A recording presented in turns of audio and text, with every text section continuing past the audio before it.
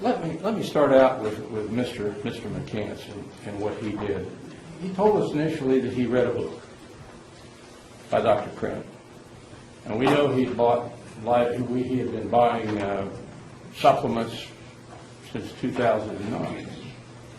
We know that he bought a number of supplements, and we know that we have, and if you all remember, put in evidence the redacted credit card record, and Mr. McCants says, oh yeah, we redacted some things we were supposed to redact, and then we left open the credit card purchases of all places where vitamins and supplements and herbal remedies and homeopathic medicines could be purchased.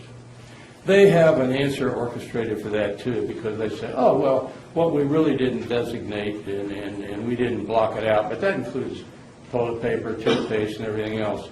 Ladies and gentlemen, they have an answer for everything. And I can tell you the issues with respect to that.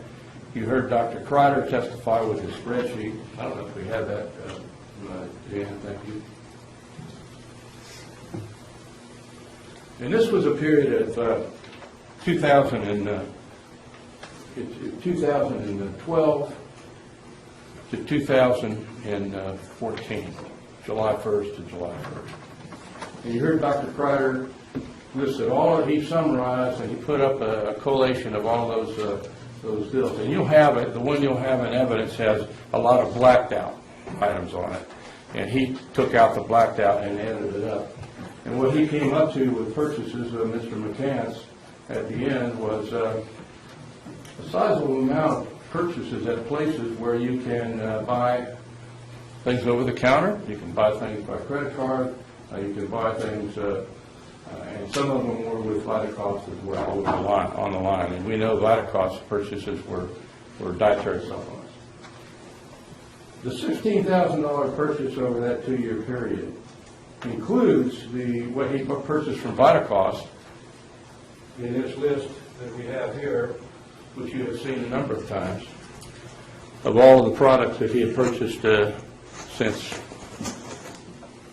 February 2013, and he had purchased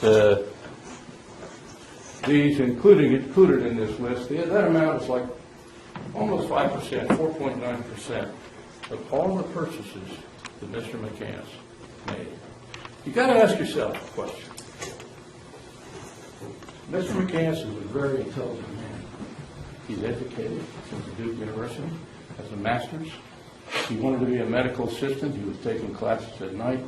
He took phlebotomy classes. He had vaccinations. You'll see some medical bills in evidence, and some, not bills, but medical information in there that indicates he had vaccinations on his own while he was in these classes. He also started a diet. And he did all of that on his own, and in 2 years, in 2009, he will tell you he never went to a doctor. I submit to you the evidence showed in this case that Mr. McCants is a self-treater. There's nothing wrong with being a self-treater, but when it comes to the amount of supplements and the amount of medication and everything you buy, what you put in your body, ladies and gentlemen, you ought to get advice for, especially if you're old enough to know better.